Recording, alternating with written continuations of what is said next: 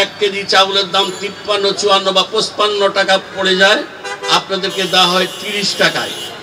এটা মাননীয় প্রধানমন্ত্রীর আপনাদের উপর যে মহব্বত, সেই মহব্বতের জন্যই এবং স্বল্প আয়ের মানুষের যেন কোনো অসুবিধা না হয় সেই জন্য দিয়ে যাচ্ছেন। আর এই ভর্তুকির চাউল নেওয়ার পরে যখন অনেকে চিন্তা করে অন্য কথা, তখন মনে লাগে কষ্ট। অনেকে প্রশ্ন করেন চাউলের দাম বাড়ছে, আপনারা কি করছেন? চাউলের দাম বাড়ছে কি করছেন? টাকা থাকলেই কিন্তু চাউল পাওয়া যায় না। আর গণতন্ত্রের পুরোধা জাতির পিতার বঙ্গবন্ধুর কন্যা জননেত্রী শেখ হাসিনা দুঃখী মানুষের জন্য, স্বল্প আয়ের মানুষের জন্য যেমনটি খাদ্য বান্ধব চালু করেছেন, 50 লক্ষ পরিবারকে 30 কেজি করে 15 টাকা কেজি করে, গ্রাম অঞ্চলে ইউনিয়নে ইউনিয়নে থানায় থানায় 50 লক্ষ পরিবারকে অর্থাৎ প্রায় 2.5 কোটি মানুষকে 15 টাকা কেজি করে চাউল দিচ্ছেন। ভিজিএফে প্রতি ঈদে 10 কেজি করে বিনা পয়সায় চাউল দেন। ভিজিডিতে 30 কেজি করে ভিজিডির মহিলাদেরকে চাউল দেন, ফিশারিজদেরকে চাউল দেন, চা শ্রমিকদেরকে চাউল দেন, এগুলো বিনা পয়সায়।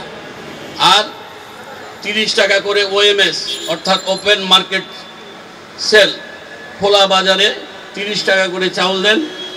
এবং 1 কোটি পরিবার, যেটা টিসিবির 1 কোটি পরিবারকে যে 5 কেজি করে চাউল দেওয়া হয়, তা খাদ্য মন্ত্রণালয়ের ওএমএসের চাউলই 5 কেজি করে ওই 1 কোটি পরিবারকে দেওয়া হয়।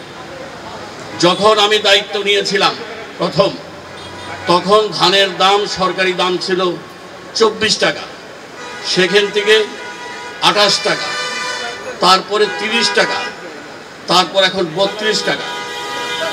কৃষককে এখন আমরা 32 টাকা করে ধানের দাম দেই। আর তখন আমরা চাউল কিনতাম 37 টাকা করে সরকারি চাউল, তখনও আপনাদেরকে দেওয়া হতো 30 টাকায়।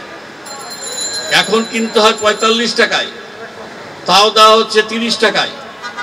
এবং শুধু কেনাটাই 45 টাকা নয়, এই কেনার পিছনে আবার বস্তার খরচ আছে, ক্যারিং আছে, এই জায়গায় নিয়ে এসে দেওয়ার প্রশ্ন আছে, এবং আবার ডিলারদের কমিশন আছে।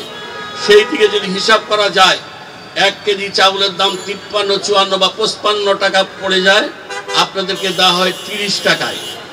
এটা মাননীয় প্রধানমন্ত্রীর তার আপনাদের উপর যে মহব্বত, সেই মহব্বতের জন্যই এবং স্বল্প আয়ের মানুষের যেন কোনো অসুবিধা না হয় সেই জন্য দিয়ে যাচ্ছেন।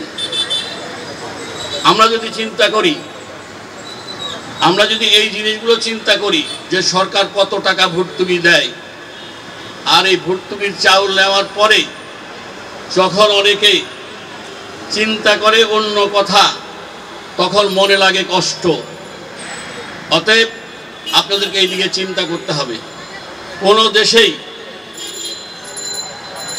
যদি কৃষক সঠিক মূল্য না পায়, অনেকে প্রশ্ন করেন চাউলের দাম বাড়ছে, আপনারা কি করছেন? চাউলের দাম বাড়ছে কি করছেন?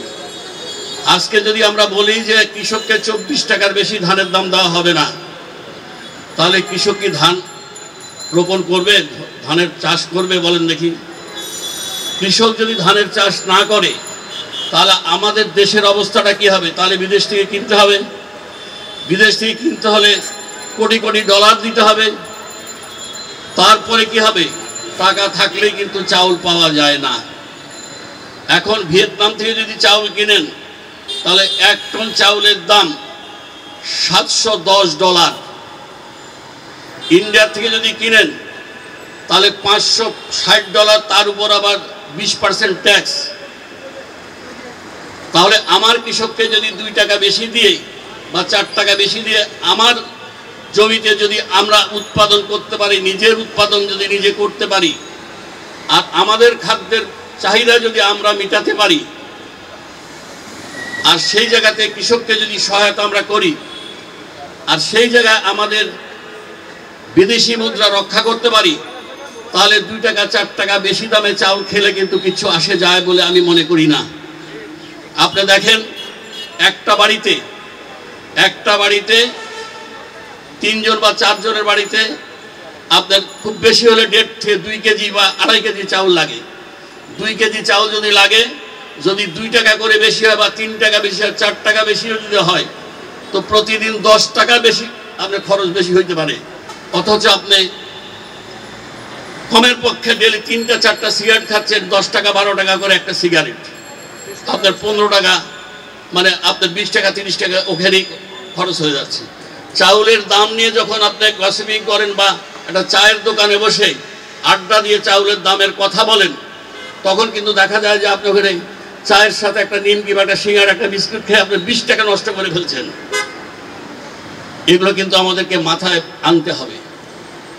আজকে আমি কালকে অস্ট্রেলিয়াতে একজনের সাথে কথা বলছিলাম, আমি চাউলের দাম কত বলতেছে, এখানে 5 কেজির একটা প্যাকেটের দাম $24।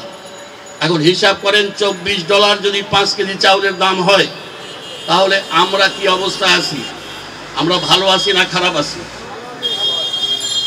দেখি যে ওই ভদ্রলোক আমাকে দেখাচ্ছে যে লাউ কিনে নিয়ে আসলাম, এতটুকু একটা লাউ খুব বেশি হলে 1.5 কেজি ওজন হবে। আমি কত দিয়ে কিনলাম? $9।